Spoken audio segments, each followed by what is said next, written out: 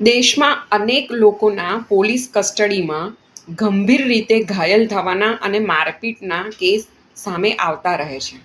આવો જ એક કેસ કોવિડ કાળનો સામે આવ્યો હતો, જેમાં પિતા અને પુત્રને કોવિડના નિયમોનો ભંગ કરવાનો મામલો ગણાવીને કસ્ટડીમાં આખી રાત એટલા માર્યા કે બંનેના મોત નીપજ્યા. કોર્ટે આ કેસને ખૂબ જ ગંભીર ગણાવીને ઐતિહાસિક ચુકાદો આપ્યો છે. જે પોલીસ કર્મીઓ દોષિત ઠર્યા હતા એમને મોતની સજા સંભળાવી છે. આ કેસ વિશે ખાસ જાણવા જેવું છે. જ્યારે ખાખી પોતાની ફરજ ચૂકીને નિર્દોષ લોકો પર અત્યાચાર કરે છે, ત્યારે કોર્ટ ન્યાયનો કેવી રીતે સહારો બને છે. મામલો કંઈક એવો છે કે 2020ના ચર્ચાસ્પદ સથાનકુલમ કસ્ટોડિયલ કિલિંગ કેસમાં મદ્રાસ હાઈકોર્ટની મદુરાઈ બેન્ચે દોષિત ઠરેલા તમિલનાડુ પોલીસના 9 પોલીસ કર્મીઓને, યાદ રાખજો 1-2 નથી, 9 પોલીસ કર્મીઓને મોતની સજા સંભળાવી છે. કોર્ટે આ ઘટનાને રેયરેસ્ટ ઓફ રેયર એટલે કે ખૂબ જ જઘન્ય અપરાધ ગણીને કડક સજા ફટકારી છે. 6 વર્ષ ચાલેલી ટ્રાયલ બાદ આ ચુકાદો આવ્યો.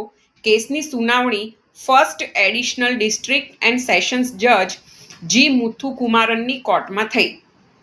આ કેસ ખૂબ જ ક્રૂરતા અને સત્તાના દુરુપયોગનું ઉદાહરણ છે. પિતા પુત્રને આખી રાત કસ્ટડીમાં એટલા માર્યા કે વાત ના પૂછો, અને એવી ગંભીર ઈજાઓ થઈ જેમાં તેમના મોત નીપજ્યા.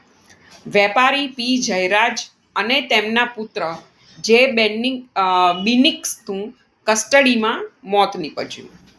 બંનેને 19 જૂન 2020ના રોજ પોલીસે કસ્ટડીમાં લીધા હતા કે લોકડાઉનના નિયમોનો એમણે ભંગ કર્યો. તેમણે પોતાની મોબાઈલ એસેસરીની દુકાન નિર્ધારિત સમય કરતાં પણ વધુ સમય સુધી ખુલ્લી રાખી એવો પોલીસનો આરોપ હતો.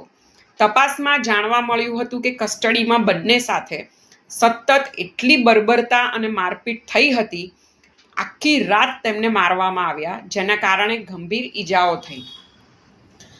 રિપોર્ટ મુજબ બંનેને બ્લન્ટ ફોર્સ ટ્રોમા અને ખૂબ લોહી વહી ગયું, જે તેમના મોતના કારણો બન્યા. ઘટના બાદ ખૂબ જ આક્રોશ જોવા મળ્યો. લોકોએ પોલીસ કસ્ટડીમાં થનારી હિંસા પર સવાલ ઉઠાવ્યા અને ન્યાયની માંગણી કરી. કેસ એટલો ગંભીર બની ગયો કે તેની તપાસ કેન્દ્રીય તપાસ બ્યુરોને સોંપવામાં આવી. સીબીઆઈએ જ્યારે તપાસ હાથ ધરી તો સીબીઆઈએ પણ જાણ્યું કે આ જે અત્યાચાર થયો એ પૂર્વ નિયોજિત હતો અને આખી રાત કર્યો.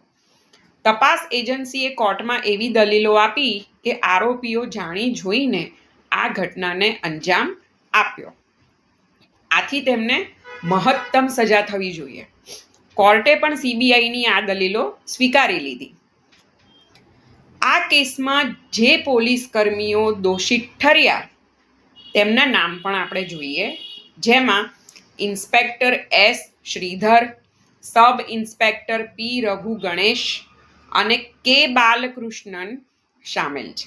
આ ઉપરાંત હેડ કોન્સ્ટેબલ એસ મુરુગન અને એ સમદુરઈ તથા કોન્સ્ટેબલ એમ મુથુરાજ, એસ ચેલ્લાદુરાઈ, એક્સ થોમસ ફ્રાન્સિસ અને એસ વેલુમુથુ પણ સામેલ છે. આ તમિલનાડુનો કેસ છે. કેસમાં એક 10મો આરોપી સ્પેશિયલ સબ ઇન્સ્પેક્ટર પોલ દુરઈ પણ સામેલ હતો, જેનું ટ્રાયલ દરમિયાન કોવિડથી મોત નીપજ્યું. કોર્ટે કડક શબ્દોમાં કહ્યું કે આ કેસ સામાન્ય ગુનો નથી. તેમાં પોલીસે પોતાની શક્તિઓનો દુરુપયોગ કરીને ખૂબ ક્રૂરતા આચરી.